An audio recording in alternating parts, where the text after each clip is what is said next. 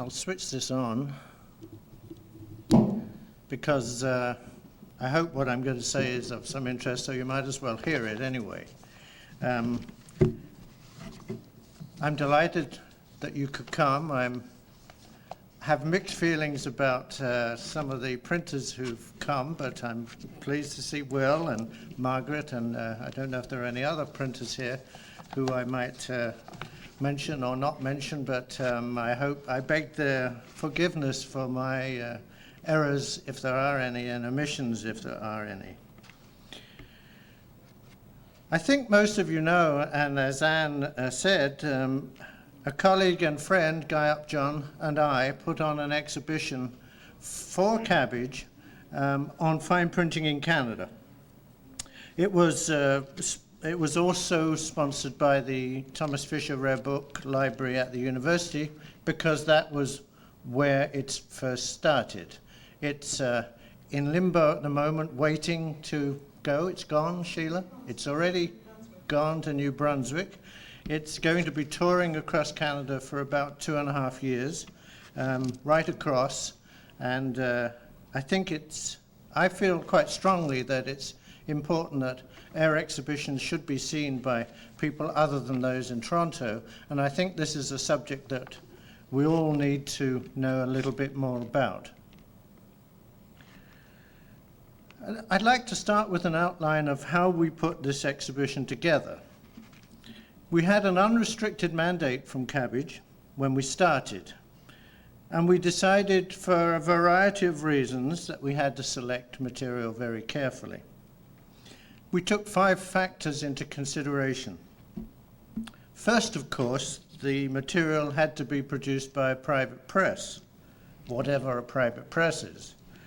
And we tried to exclude any work from the commercial book industry.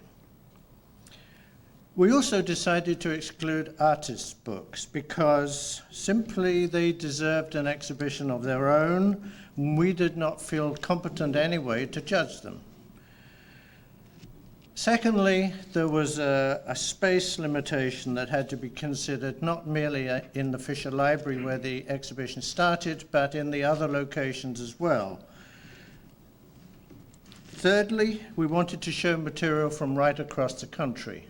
We were particularly keen to show material from outside Ontario and British Columbia to some extent, because really in those 2 provinces, the private press seems to have been most active.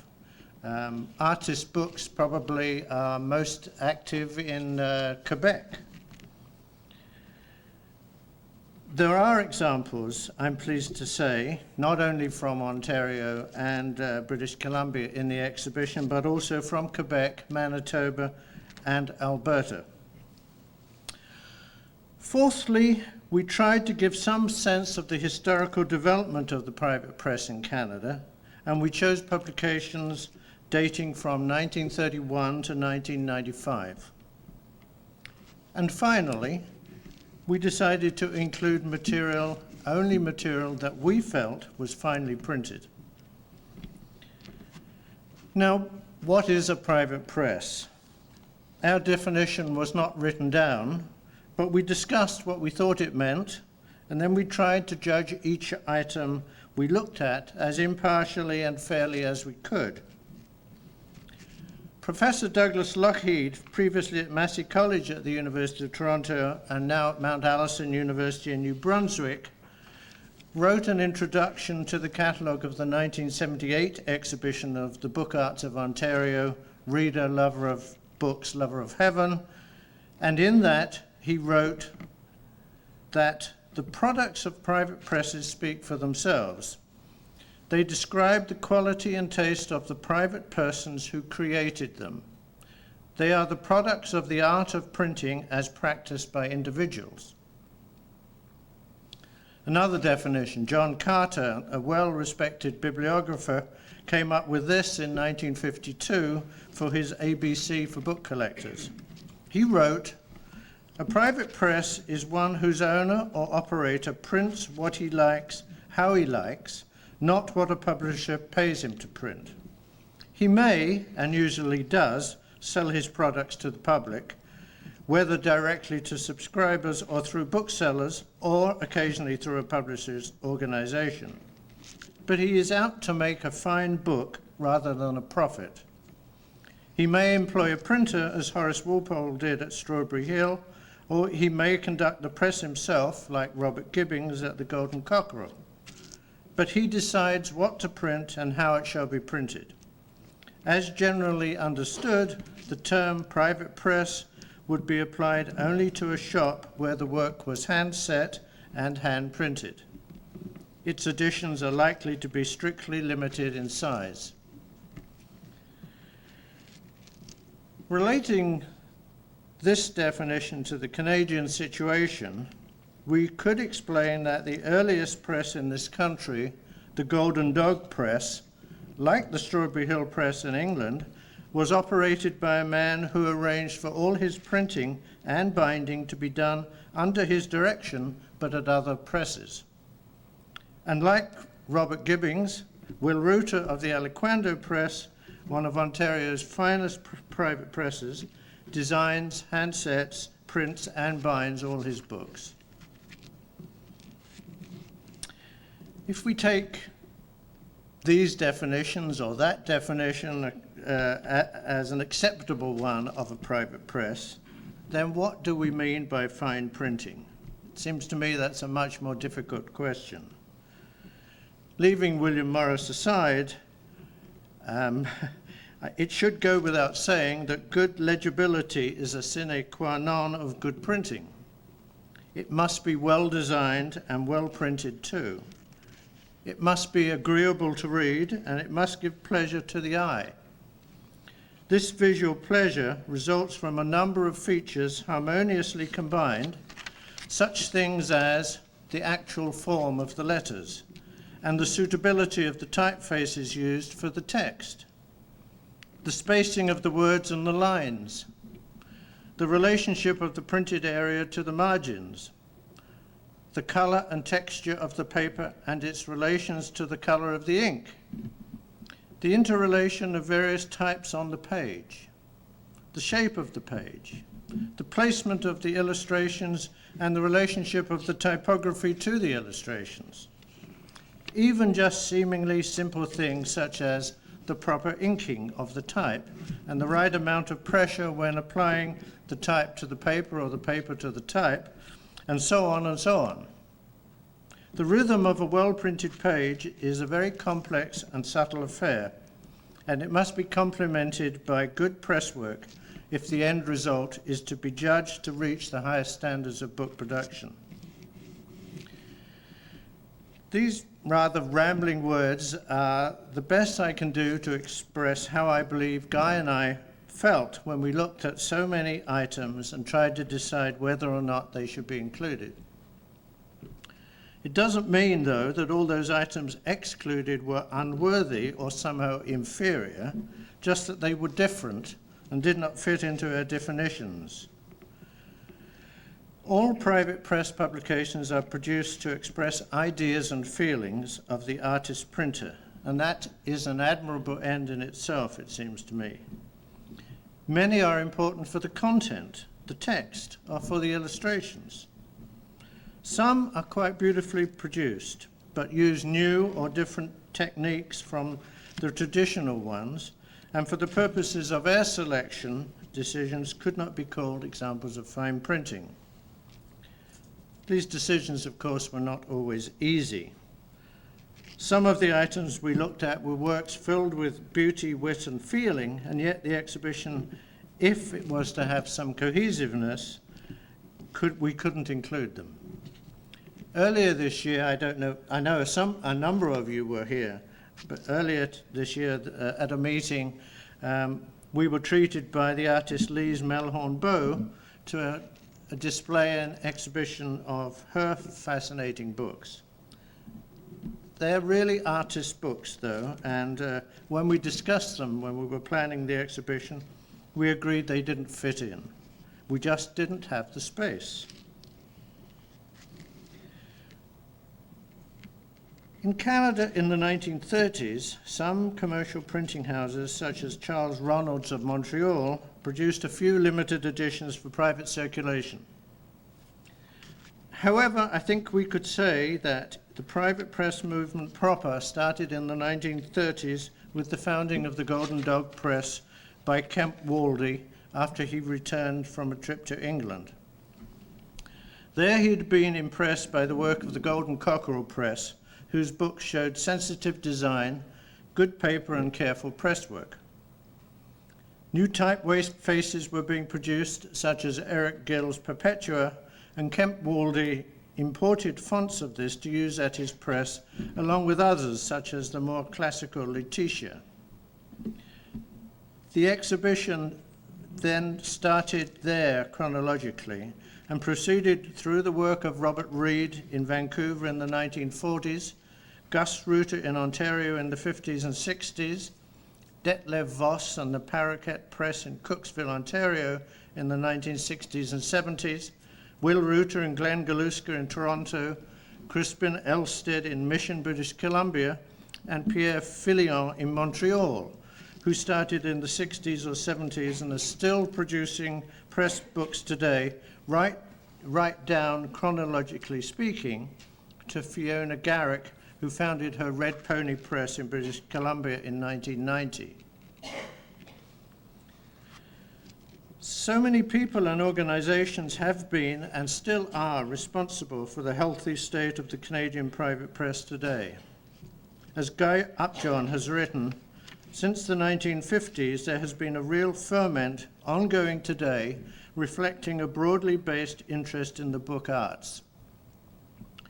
In the early years, the Typographic Designers of Canada and the Toronto Typographical Association were very active.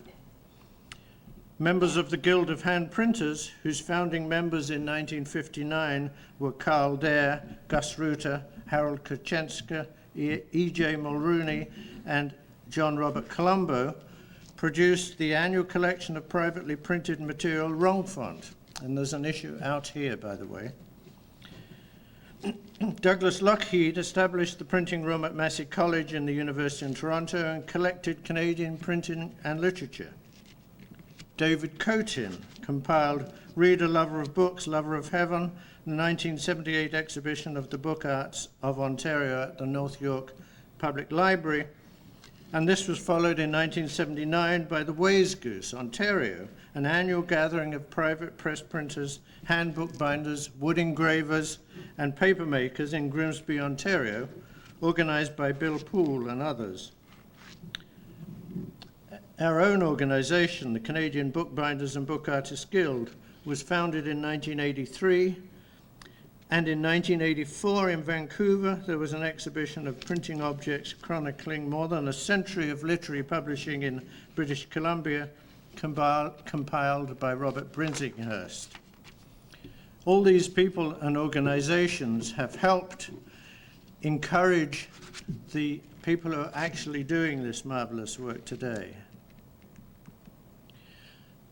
Having set the stage, as it were, I'd like to show you a few slides of some of the things that are in the exhibition and that I'd like to talk about. Ellen, would you mind?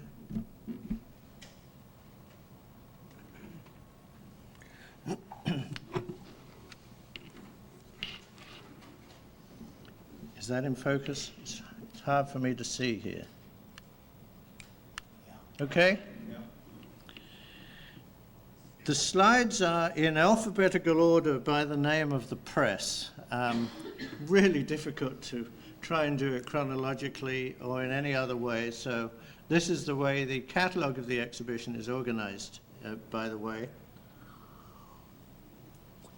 So we start here with the Abraxas Press. The Abraxas Press and the Peppermint Press were both established in 1973 in Toronto by Richard Miller when he was art director of Macmillan Canada. This is a slide of a page from Witch Queen, Stories of the Witch Queen, which he first read in manuscript in 1981 or 1982, about the time when Rick and his family were preparing to move to Cavan near Peterborough. The wood engravings were commissioned from Nancy Jackson, who is one of our members, I'm delighted to say, a very fine Canadian wood engraver. The typesetting was done by a trade supplier friend, and the actual printing was done on a recently acquired Swiss-made cylinder proofing press. The printing took 57 press runs, more than 17,000 impressions, and almost a year to do. But it was eventually finished in the spring of 1985. 250 copies were printed. This is a small broadside that Rick Miller did, garden making, set in a variety of wood and metal fonts and ornaments and printed in 3 colors. He printed 100 copies of this. The Aliquando Press was founded in 1962 by Will Reuter.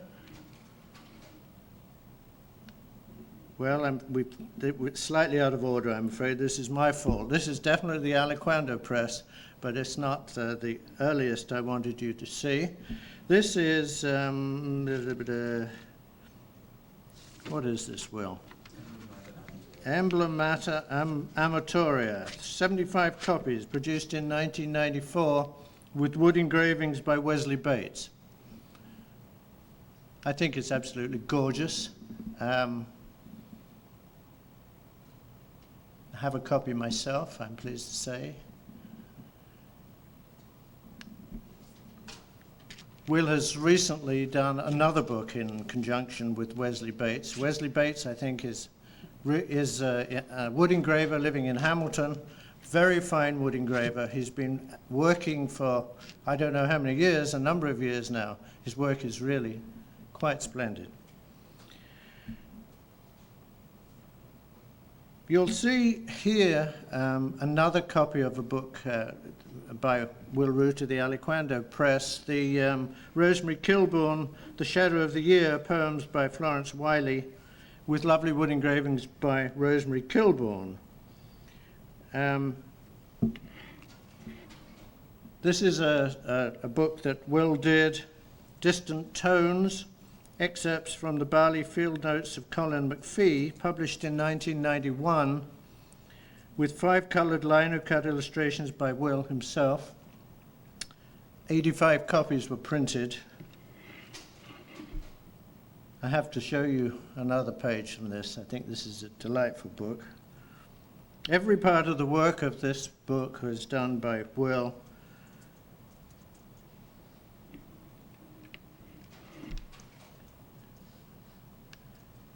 Posters and broadsides are an integral part of the work of private press printers, and Will produced this to celebrate the opening of the 1981 exhibition of the Book Arts of Ontario in the North York Public Library.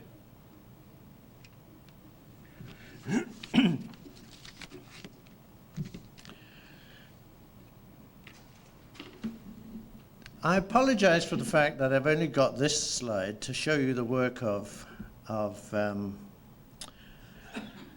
Crispin and Jan Elstead. It's not representative at all, I'm afraid, but it's the only slide I have. It's from their latest book, which is on the table here, End Grain, Contemporary Wood Engraving in North America, which includes Canadian and US engravers. It's just come out. We've been waiting with bated breath for a long time for this book, and finally it's arrived. In fact, in the exhibition, the dummy is touring Canada, but nobody will know, I hope, if they don't get to try and open it. But Crispin and Janet Elstead at the Barbarian Press in Mission, Columbia. The press was established in 1978 after Crispin had studied printing with Graham Williams at the Florin Press in England. He's produced 16 finely printed books and many broadsides and ephemeral pieces.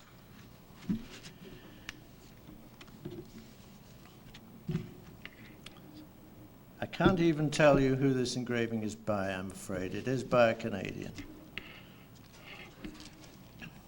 The Black Squirrel Press, run by Otto Grazer in Ottawa, is a small commercial publishing house which also issues broadsides in small print numbers.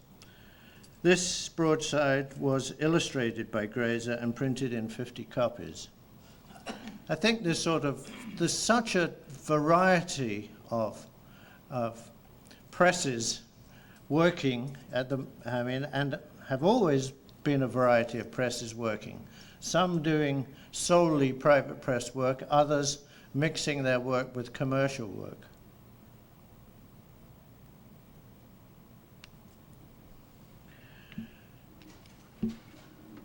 Gerard Brandis is another of Canada's fine wood engravers, and he established his Branstead Press in Carlisle, Ontario, when he lived there from 1969 to 1985. But he's since moved to Stratford. His reason for printing, he says, is to present his wood engravings, and thus his books are at least as much picture as text. These two slides are from Heritage in Stone, Joseph Drenter's and the Rockwood Academy by Barbara Smiley, published in 1989.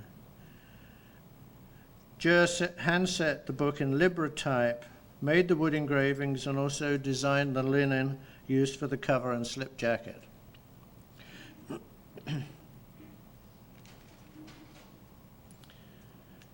The Church House Press in Parry Sound is run by a man called Alan Stein, who is primarily, I believe, a stained glass artist.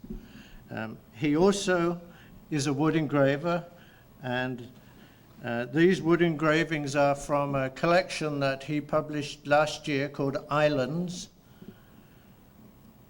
He's a bookseller as well. He has a variety of employment opportunities in Parry Sound, I guess, but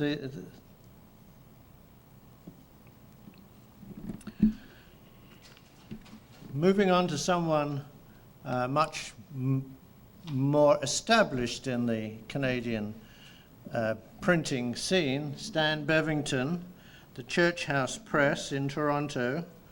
He's been printing and publishing for the last 30 years, and his Coach House Press began in February 1965, inspired by a series of Canadian poetry books published by McClellan and Stewart under the direction of Frank Neufeld, hand setting and printing in the old tradition. This is from the L.S.D. Leacock, Poems by Joe Rosenblatt, published in 1966. So this is an early Stan Bevington, early Coach House Press. Since, let's a little more about that. The illustrations were drawn on rough paper and fine lined, while the green paper wrappers were produced using a mix of silk screening, lithographing, and letterpress printing. The Coach House Press is now a commercial printing house in the forefront of Macintosh-based computer graphics. So it also produces commercial books, but it does from time to time produce short-run books to show what can be done with the new technology. This is from Organon Vocis Originalis by Matthew Remsky, published in 1994. The page is created on a computer using a variety of PostScript tools, then lithographed, adhesive bound, and cut flush. You'll see that our definition of a fine book, finely printed book, varied a little as we went along, even though we did try to stick to it. So I think that this is a lovely book, but it is produced in a new way.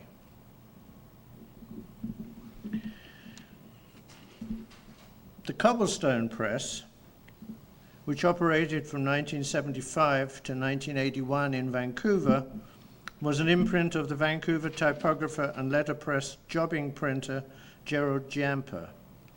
The books are all distinguished by their presswork, ink color, and period typography. This is the colophon from the Letter of Sigismundo Malatesta from Canto 8 by Ezra Pound. It was hand set in Caslon, and 100 copies were printed in 1977.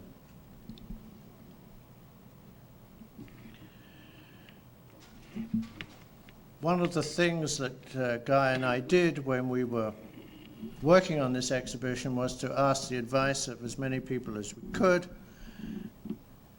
And one of these, I'm delighted to say, was Anne Sutherland from the Metro Library here, and she introduced me to this printer from Montreal, Pierre Filion, Édition du Silence, founded by Pierre Filion in Montreal in 1980, to publish short texts, mostly those previously unpublished.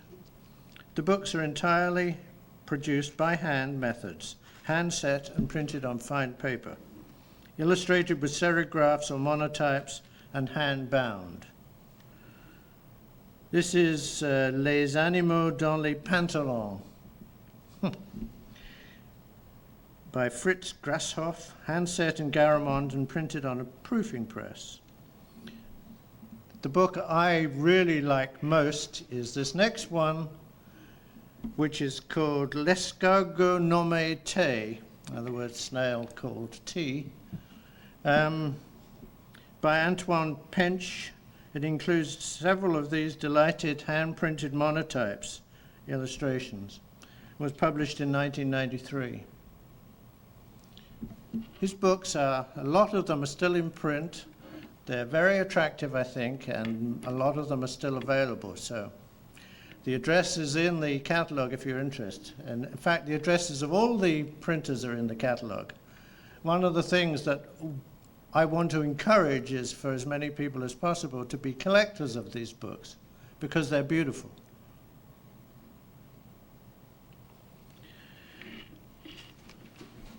For Humours Press was established in the mid-1970s as a college printing venture at St. Paul's College, University of Manitoba in Winnipeg. There are two items in the catalogue and in the exhibition, and this is Poems and Quotations by Andrew Patton. It was hand-set in Centaur and Origi types and printed on a Chandler and Price press. The line drawings are by Margaret Teterow.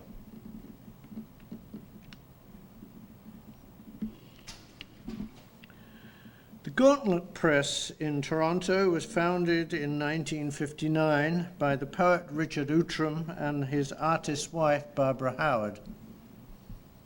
Richard said when I was talking to him about the exhibition that the primary preoccupation of his press has been to investigate various ways of combining most meaningfully image and word into a coherent, symbiotic whole.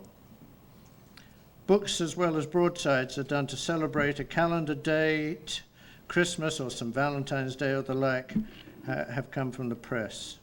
This is from Creatures, a collection of Richard's poems,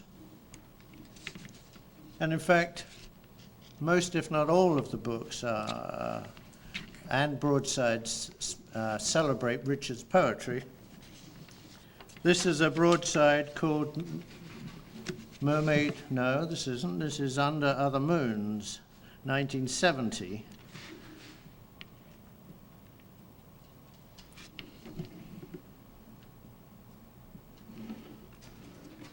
And this is Mermaid Waiting, 1967.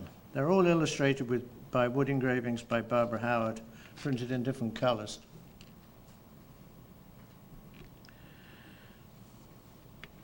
Now, I mentioned the Golden Dog Press at the beginning as being perhaps the founding father of the private press in Canada.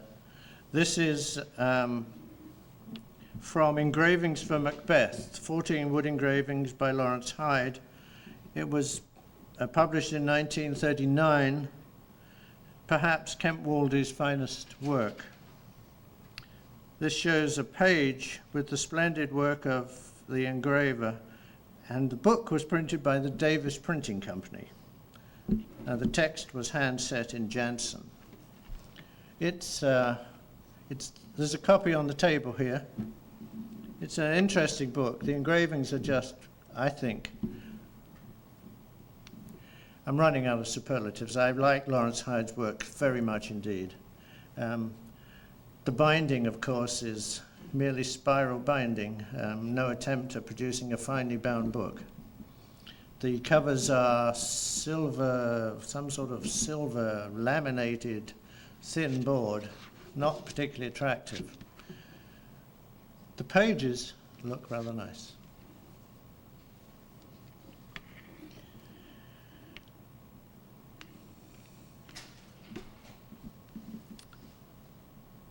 The Heinrich Heine Press, is that up the right way? Yes. The Heinrich Heine Press was founded by Peter Dorn in 1963, who wrote, well, he's quoted in Read a Lover of Books catalogue, that he was a journeyman compositor when he met the founders of the Guild of Hand Printers and was inspired to start doing his own private printing. This book is Reflections on Love, poems by Stephanie Ninich, illustrations by Jennifer Ryder-Jones, and it was printed in 1969. Is this on the table, Anne? Is this one on the table?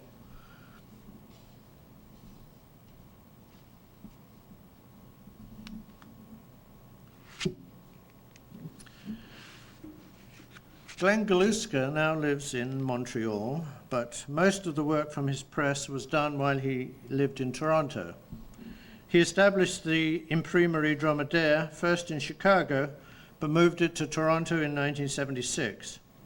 In Toronto, he first worked with Stan Bevington at the Coach House Press, and confesses to receiving encouragement and good advice from Will Reuter and Robert MacDonald, whose Dreadnought press he used initially for his broadsides and ephemera.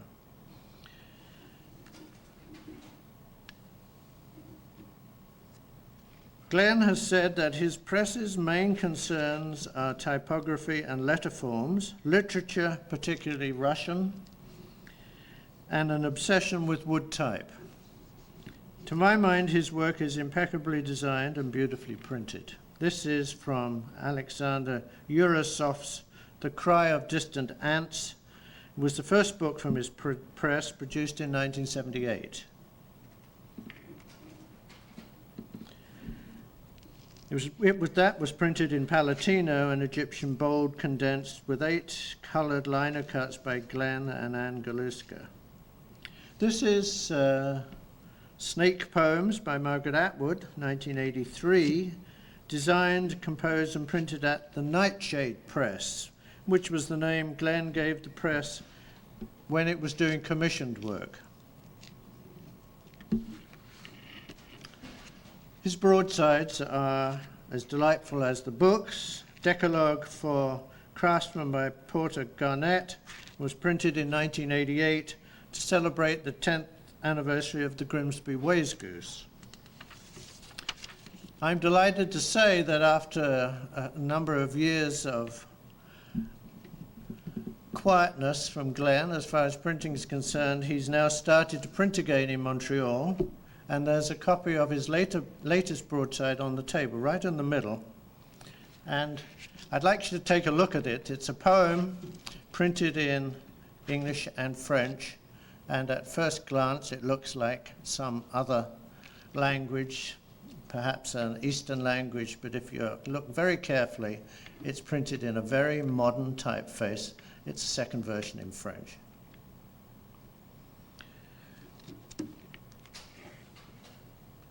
Fred and Margaret Locke began printing in Brisbane, Australia in 1979, but moved the Locke's press to Kingston in 1987. Margaret wrote that the two main aims are to publish literature written before 1900, which deserves to be better known, combining handsome formats with scholarly texts, and to provide a vehicle for her illustrations. The press has published 10 books, 9 pamphlets, and 8 broadsides. Am I still right, Margaret? No, 10 books. This is a broadside lapis lazuli. There's a copy just unfortunately rolling up on the table here. a poem by W.B. Yeats, illustrated with a woodcut by Margaret, printed in 1990 in an edition of 85 copies. Typography of their work is very fine, and it isn't possible, of course, to show many examples of what people are doing, and in fact not all of everybody who was in the exhibition, but this is a nice thing. Michael Tarosian, who is another member of Cabbage, he says that his Lumiere press was a direct outgrowth of his work as a photographer. In the design and execution of letterpress books, he has worked to find an equivalent to the precision and beauty of the continuous tone photographic print. This is Anatomy, Photographs and Essays, all the work of Michael, and it was published in 1993. The text was set in linotype Optima, and the book contains 1 gelatin silver photographic print and 12 duotones tipped in.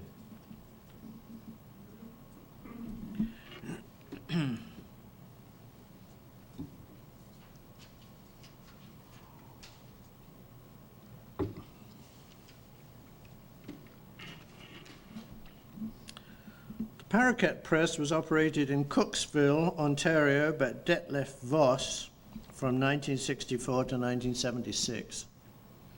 Vos came to Canada from Holland shortly after the end of the Second World War, bringing with him 2 presses, one for etchings and engravings and the other for text. Novelle, which is this is from Novelle, by Goethe, was published in 1973 and was illustrated by 12 silhouettes done by Vos, of which this is one, clearly. The illustrations, it's an interesting book. I'm sorry I couldn't show it to you. The illustrations vary greatly in size and proportion, and the type page opposite attempts to echo that shape and size. The book received the Gold Medallion Award of the 1974 competition of the International Typographic Composition Association because of its design excellence.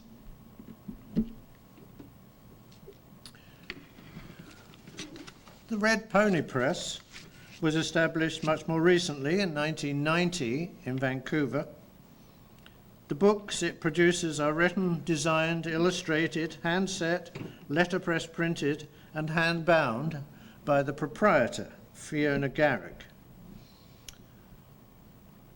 This is from Mr. Bear's Song. It was published in 1992, printed in Bruce Rogers' Centaur and Origi type with an original copper engraving in each copy. 300 copies were produced. There are several copper engravings illustrating the book, but they each contain an original pull.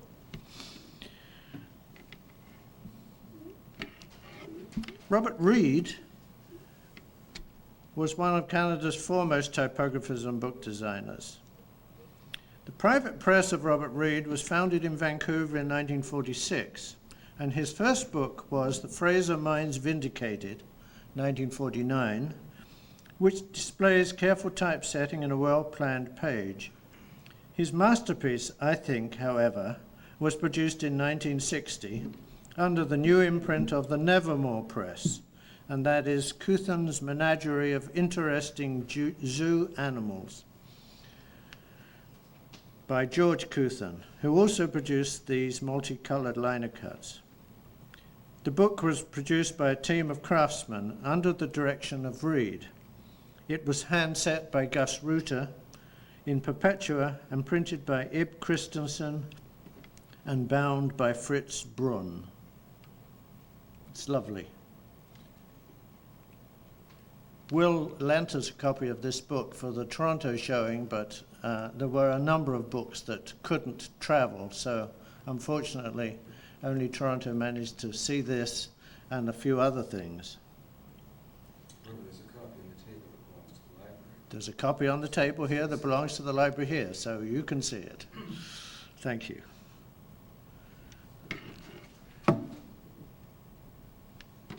the Roger Ascham Press, founded in Ontario by George MacDonough, who said that the press enabled him to make the sort of book he wished to see, unhampered by the usual commercial criteria.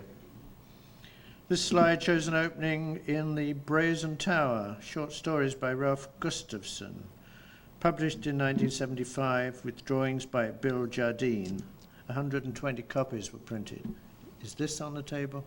This is a different title. It's like Trace of Ash. That's right, thank you. Another book by the same press is on the table for you to enjoy.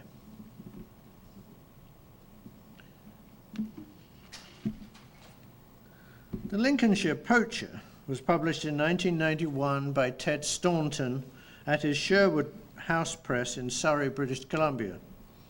Ted wrote that the impetus behind the book was the wish to return to traditional methods of production using wood engravings inspired by the work of Thomas Bewick. It was set in Castle and Old style and printed on a Chandler and Price platen press and a Meal vertical cylinder press.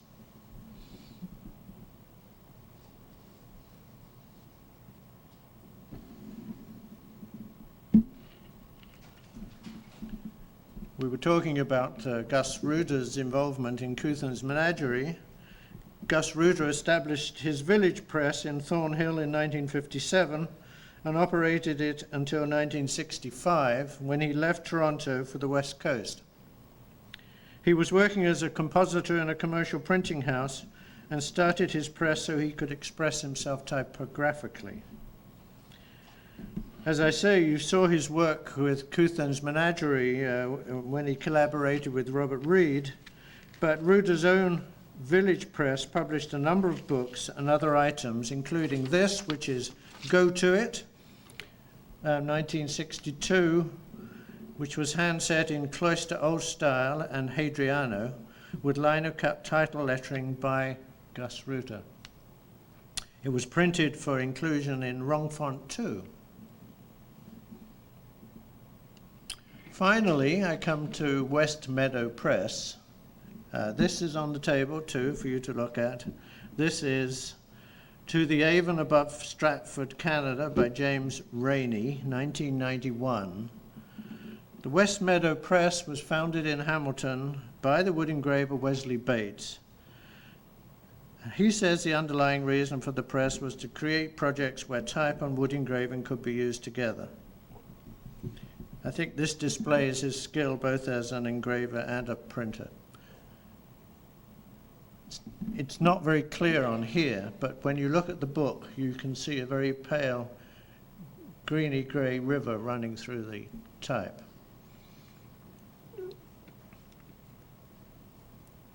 I'd like to end my talk just with a comment about the future.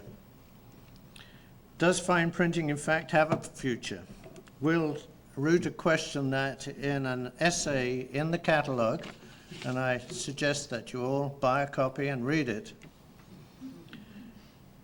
He expressed his concerns about the shortage of good lead type and specialty paper, at least at a reasonable price. And if these vital tools are no longer available and letterpress printing must fade away, can we expect salvation from the advent of computers and laser printers? Too much concern with producing works too pure in form, if there is such a thing, technically superb, may in fact end up with something that's lifeless and just to conform to standards. Shall we be able to change our definitions to accommodate the harsh facts of the 21st century?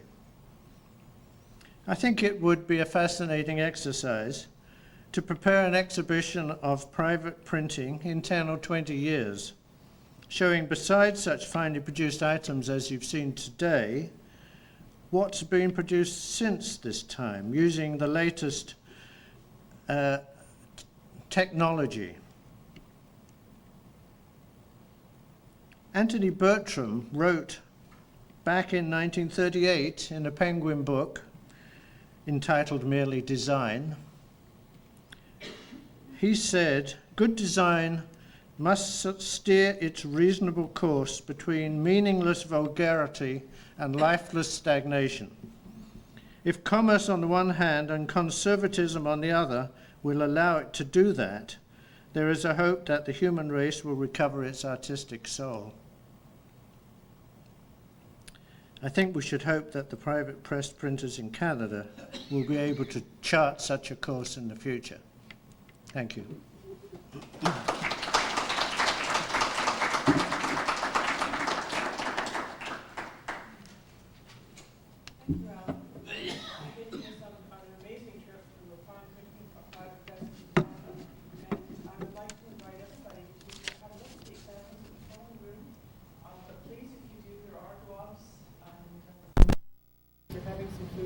Not to mix the food and the books, please. Thank you very much.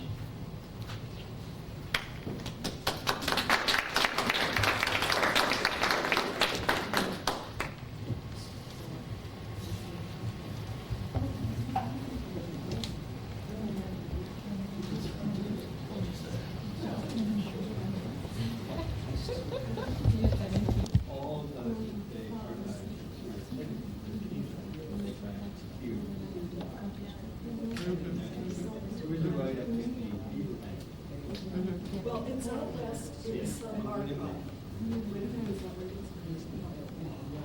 So, that would certainly be. Yeah. I know that there was a press. I'm really interested. Yeah, when, I want to go over there.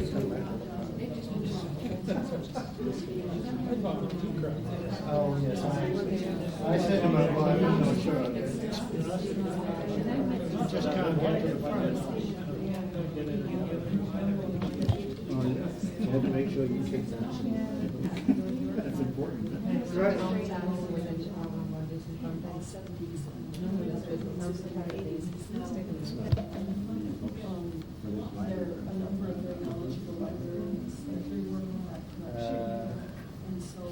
Well, maybe it's not this. Oh, sorry, am I stuffing it? No, it isn't this one. No. Yes, it is. There you are. Yeah. You told me in no uncertain terms about the frontispiece. Oh, okay. I just get lots of trouble if I spell it. Oh, yes. It's 15%. Definitely will.